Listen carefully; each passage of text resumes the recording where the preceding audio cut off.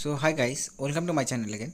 তো দেখো, চলে আসি নতুন একটা ভিডিও নিয়ে। তো আজকের এই ভিডিওটাতে আমরা মূলত আলোচনা করব অঙ্গনওয়াড়ি এবং আশা কর্মীদেরকে নিয়ে। ঠিক আছে, মানে অঙ্গনওয়াড়ি এবং আশা কর্মীদেরকে নিয়ে একটা লেটেস্ট আপডেট উঠে আসছে, যে আপডেটটা তোমাদের সাথে শেয়ার করব। এখানে যে বিষয়টা উঠে আসছে সেটা হচ্ছে যে বেতন বৃদ্ধি নিয়ে। তোমরা জানো অলরেডি যে পশ্চিমবঙ্গ সরকারের তরফ থেকে কিন্তু 750 টাকা এবং 500 টাকা করে বেতন বৃদ্ধি রিসেন্টলি হয়েছে। ঠিক আছে, তো এটাও দীর্ঘদিন ধরে কর্মীদের মধ্যে যে আন্দোলন তারা চালিয়ে যাচ্ছিলেন, যে বেতন এবং দাবি দাবা তারা রেখেছিলেন যে বেতন বৃদ্ধি করতে হবে। তারপর কিন্তু আমরা দেখতে পারি যে 4-5 বছরের বেশি হয়ে যাওয়ার পর তারপরে ফাইনালি কিন্তু বেতনটা বৃদ্ধি করা হয়, এবং সেখানেও কিন্তু বেতনটা যে এমন না যে অনেক টাকা বেতন বৃদ্ধি করা হয়, তেমন কিছুই নয়।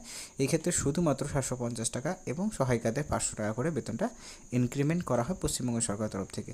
তা তাও এই বিষয়টাতে এখানে বলা যেতে পারে যে হ্যাঁ, রাজ্য সরকারের তরফ থেকে করা হয়েছে, কিন্তু কেন্দ্র সরকারের তরফ থেকে কিন্তু কোনো রকম বেতন বৃদ্ধি এখনও পর্যন্ত